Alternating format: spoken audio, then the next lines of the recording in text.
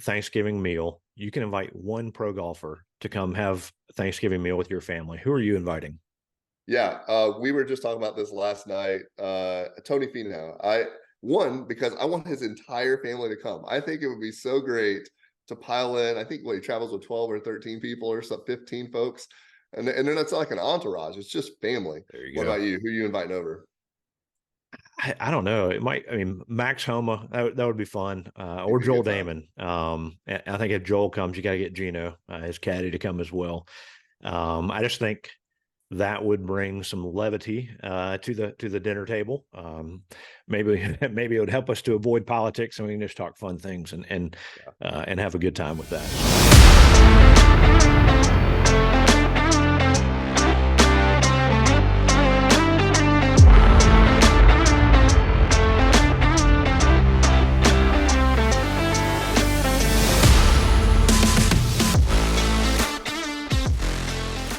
Welcome to the Whole Story Podcast. We appreciate you guys joining us for this very special Thanksgiving episode. Robby and Jonathan here.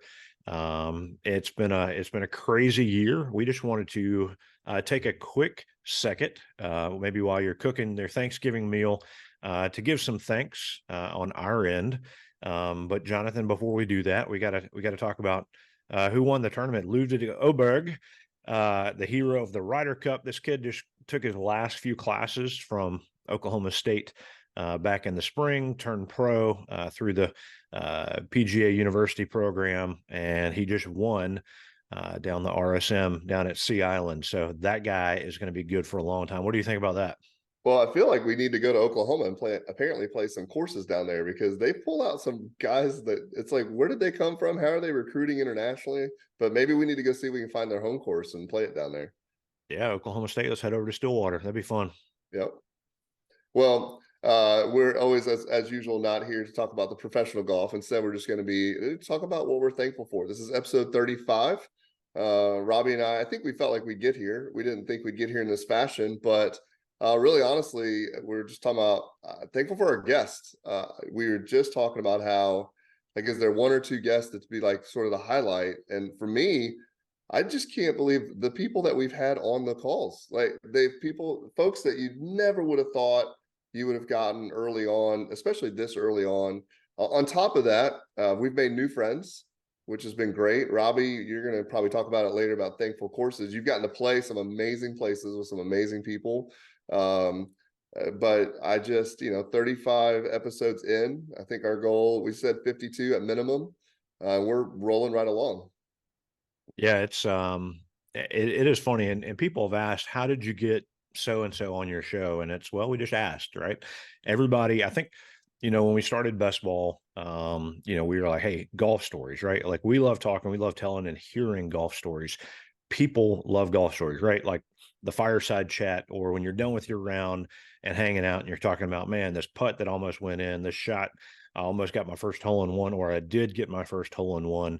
People love golf stories. And so the whole premise of the Whole Story Podcast is telling golf stories and hearing great golf stories, and people want to share them, right? So Yeah. this podcast is just a platform to do that, and we are very appreciative of all the guests that have said yes, those to come. I mean, Jonathan, this is right before Thanksgiving, Yeah. and I look at our schedule to finish out the year, and it's the who's who. Like, it's unbelievable who we have scheduled to come out. So we're excited about that. But yes, very thankful for the doors that this has opened up and the courses that we've gotten to play. I mean, I'm wearing my Landman shirt, That's right. and I got to go to Landman through guests that we had on the show. Got to go play Pinehurst, a number of the courses there. It's been incredible, and very thankful. We're going to keep saying that word. Very That's thankful right. for the opportunities. So, Jonathan, what course would you be most thankful for getting to play this year? I was talking to Keisha about this. Whenever I travel now, I always think, well, what golf course can I go play? And I don't know, that probably wouldn't have been a necessary part of my travel experience with family and stuff like that. But I got to play North Rutherford Park when I was in England, a little par three in Andorra. We kicked off this in Ocotillo, playing with my brother-in-law out in Phoenix. I got to play in Cabo. I mean, there's so many different places that as I'm now traveling and going places thinking, oh, I should be able to go, I should try to find a golf course or something like that. I think I would say, um, I think I'd have to go with North Rutherford for a lot of different reasons. The one being an international place. It was a culmination of a family trip that I was on, and I got to sneak away for it. There's nothing spectacular. No disrespect to North Rutherford. There's nothing spectacular. It's just a local course in middle to North England, and but it was one of those moments where you go out there on a good morning, you're by yourself and you borrow some clubs and you get to spend the morning playing golf. And it was fantastic. Now you've gotten to go to some places that are on everyone else's wish list and bucket list. So Yeah. I would say the courses are incredible, right? Landman, Pinehurst. We played Caledonia and True Blue, a couple of Mike Strant's right, incredible courses. But I think the thing that made it for me, one, you and I got to play Caledonia True Blue together, and we played some other great places.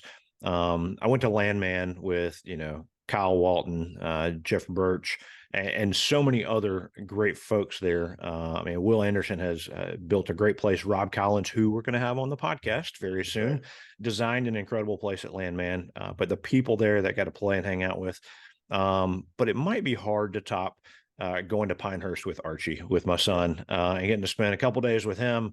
He's off at college now, but it's really all about who you get to play with, and we've gotten to play some pretty cool courses in at the meantime. So as we think about what we've played, do you have any kind of wish list of, man, this would be amazing? We're not going to say Augusta National, of course, that would be amazing. Of course. Do you have a place that you would like to play, or maybe you're excited about playing in 2024?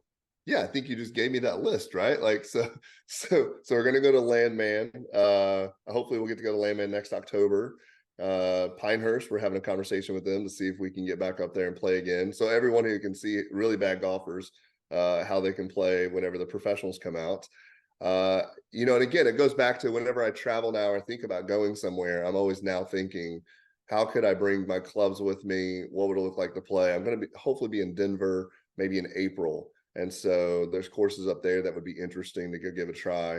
Um, and then, well, we get to play Old Barnwell coming up here in just a week or so. So I, I don't know if I have that list, but every time I see a new golf course, I think, yeah, I want to go play that now.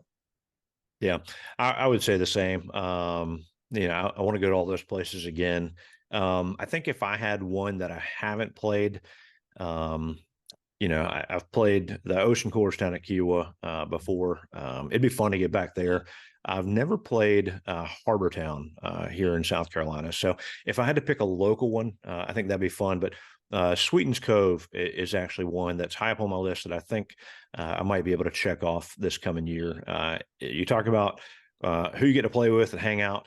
That is the environment that I hear everybody wants to go to, and it's really all about the hang. So that's it. So what would be your golf wish? Like, is there something, new clubs, lower scores? What would be your golf wish for this coming year?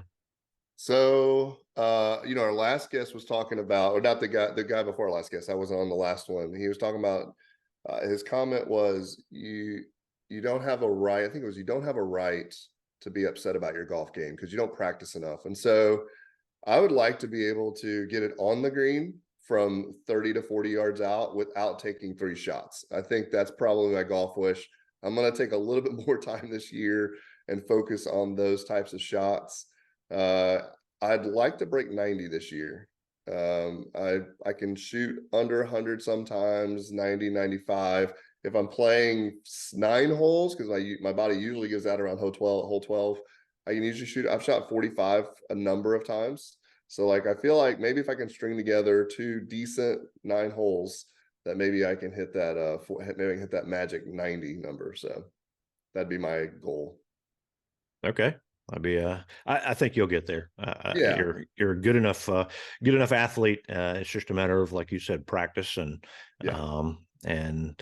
working on the little things, because a lot of those shots come within 100 yards. So yeah, Yeah. it'll Well, help yeah, I lower the score. mean, like whenever we were playing over in Columbia, I had that one drive, it was like 305, and it was a 320 yard to the hole, and then it took 3 shots to get the extra 20 yards to the green. So if I can figure out something there, maybe it'll work. I have moments where I feel like I know how to play golf, just like everyone else, and then there's lots of moments where I'm like, "This, I'm terrible at this. This is no good at all." Yeah. Very nice. I think my golf wish, and this is probably a little far fetched, but it probably got ramped up when we had Michael Verska on.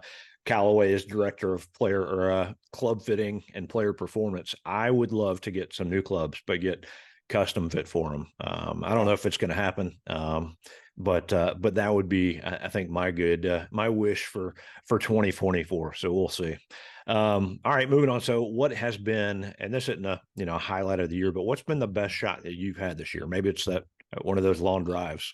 Yeah, so I was thinking about that. The first hole at Rutherford, I parred, and I had some really good shots there. But then, just before we started today, I was thinking, I don't know if I played great, but whenever we were down at in Myrtle Beach, we started on the back nine, and on the 18th, I hit my shot within what 3 or 4 feet of the hole over Hmm. water, and ended up with a birdie on 18. Yeah, 18 at So True Blue. yeah, and there's no hole in one. There isn't one of those. When we were in Columbia, I think we thought I was going to hit a hole in one on that par three, like it rolled past the hole. I don't know how close it really was, but we were all excited about it. But I think if you're going to say like just a good pure shot that went where you hoped it would go, where you intended it for it to be, I think I'd probably go with that shot. Okay. Do you have a best shot that you've seen in person? Ooh, Or we'll expand it. Best shot you've seen all year. I mean, there's been a number of hole in ones and things like that you, on the pro you circuit. know, well, the best shot that I've seen all year, if I were talking about pros, was the Canadian Open. The guy's 74 footer to win. Like, how that's amazing. Like, that's just crazy. Because lots of guys will hit flop shots or hit something from, not say lots, at the pro level. There are shots within a tournament that are just, wow, I can't believe they got it that close or whatever. But that putt, especially under the pressure and everything else, along with the fact that his one of the security guys tackled one of his buddies, like all of that together is a pretty good deal. Honestly, I really enjoyed playing with you and watching Archie shoot. I didn't play golf when I was 18 years old, but I'd like to think that that's what I would have looked like just long and lean, athletic. And even though the ball didn't always go where he wanted to go, it always felt put together. So he was a lot Yeah. of fun to hang out with and watch play golf. Yeah. Um, thinking to my own shots of the year. I had one when you and I were playing in Columbia, and it was a par five, and I'd left myself kind of in the rough off to the side. I had 265, and I probably hit the longest 3 wood I've ever hit. It just caught it perfectly, hit it 265, landed on the green, didn't make the eagle putt, but that one, or had a shot at Landman. We were on hole number two and off to the right and kind of some of the junk. And I can't remember what I may have hit a 6 iron or something. And I didn't even see the result. I mean, I saw the result when I got to the green, but didn't see it happen. But it just one hopped up there and it was probably within 3 feet of the hole and got a birdie on two. But and one of the guys, I think it was Jake or somebody, matched it on that hole. So, but it was fun. Best shots in person. I might go back to Landman. They have a Redan hole par three on the backside. I think it's 14, where you just hit the ball. It's a long par three, probably playing 210, 215, and you hit it on the right side of the green. You just watch that thing trail all the way over. And I don't know if it's just me. I couldn't hit the green at all, but everybody there, you would hit it on the front right, and you just watch that thing roll all the way up and over and across to the left and get very close to the hole when it was on the left. So those were fun to watch. Excited for hopefully you to see that next year. But Yeah. yeah, so we always ask our guests a quick nine. Let's roll through this. Yep. Kind of some fun things. So what has been the favorite course that you've played this year? Well, yeah, either North Rutherford or Cabo. Cabo, I mean, granted, it's Cabo. Like that was a good day. Yeah. Ocean running right beside you. That's a good day. How about you? Uh, I, I'm gonna have to say a tie. Landman, Pinehurst number Yeah. two. I Man, can't. Landman's that good? The Landman's ridiculous. God. It's it it could be the most fun Yeah. golf course I've ever. definitely is the most fun golf course I've ever played. Okay. But Pinehurst 2 is Pinehurst number 2. So, Pinehurst number two. Yeah. um, all right. All right. Favorite snack on the golf course? Well, I mean, this has become a topic of almost every conversation on this podcast. So it's got to be, it's got to be the breakfast taco in Cabo. I was going to see if it was the lunch taco, but it's 100% breakfast taco at like 8:30. It's perfect. Yeah. Um, I had a hard time coming up with one. The signature beverage at Landman. Oh gosh, and I'm blanking on the name off the top of my head. The signature beverage at Landman. Forgive me for forgetting what it was, but it was excellent. I've got Well, a you number all of emptied the cooler, so you had more than one beverage. well, yeah, but they were that's the custom beverage when you're up top sitting in the clubhouse. It was That fun. sounds great. That sounds Yep. good. All right. So, what club do you need to remove from your bag? Um, I probably need to hit the 60-degree wedge less. Last few times I've played, I just, I don't play enough to have confidence. I probably need to hit that less. I don't know if I need to completely remove it, but I'm trying to get smarter with putting it off the green, using a 56 or the 50 degree or something else, maybe to bump it and run a little more. Yeah. How about you? I don't need to carry any of my woods at this point in my life. And as you know, I've pretty much removed the driver from my vocabulary as well. I don't practice enough with it, and my irons go far enough. So and now I have a 3-iron, which I haven't actually I haven't practiced with yet. So if I were going to remove, it'd be all the woods. Yeah. Um, Well, John Sherman he would argue against it. He'd say you need to figure I out your know. driver and put it in play. Well, but I've got to figure it out. That's the key. Right now, if I bring it with me, it's a crapshoot. And so 5-iron 250, I might as well just take that every single time. We're not playing from the tips or anything, so it works out okay. Yeah. Well, maybe this is the answer for the next question. If you could get better with one club in your bag, what would it be? Oh, it would be wedges. I need to get a set of wedges. I had one that I really liked. I lost it at some point along the way. And the new one that I got, I just haven't figured out the angle. Kind of like what you said.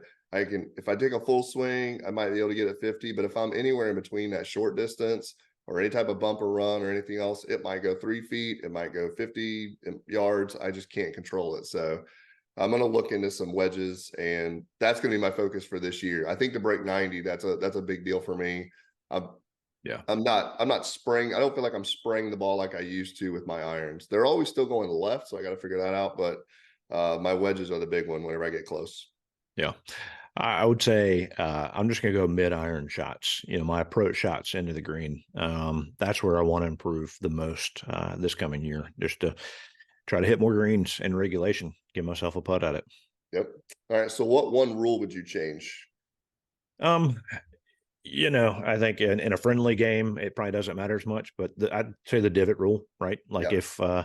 if you land in a divot, you should be able to move it if you're in the fairway. I think you've hit a good drive. You hate to walk up there and find yourself, especially in a divot that somebody didn't put sand in, Yeah. and you're just punished because somebody dug up the ground in the Yeah. middle of the fairway. So I'm stealing this from a guy I saw on Instagram yesterday, and I apologize. I can't remember who it was. He said that whenever he's out playing with his buddies, if you lose a ball, but it was like a normal, just like you hit the shot, it's 4 feet off in the rough, and no one can walk around and find it, you get a free drop. Like, I think that's fantastic, especially because pace of play. Like, we've all been out there on the course waiting for that guy to find his ball, and he's not digging in the woods or anything like that. But how many times have you hit a ball and you thought it went to the third tree or the second tree or whatever, and you drive around and for whatever reason it just hit that pocket of grass that no one can find? So I think that would be fantastic. I'll even do that and count it as under my 90, I think. So Yeah, he called it the spectator rule, right? Because in a yeah, pro that's right. tournament, If you'd they have were a spectators would spectator, be saying, "Hey, it's kind of right there." that's right. Yeah. Yeah, Maybe if we had our top tracker tracer thing with us every single time, then we'd also be able to find it. But yeah, the spectator rule is a good one. yeah. All right. Thanksgiving this week. Yep. Are you a ham or turkey guy for Thanksgiving? So we're cooking both here at our Really? house. We're gonna have a Coke ham and a smoked turkey. I lean more towards the ham, I think.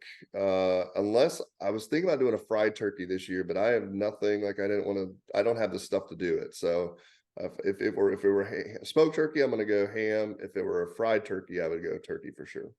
Okay. I'm a turkey guy all the way. You just like the nap in the afternoon afterwards, right? No, I think it's more tradition. We were Yeah. talking before this. I've got a turkey that I'm brining right now that I'll be smoking early in the morning to eat. So it'll be fun. All right, your favorite pie.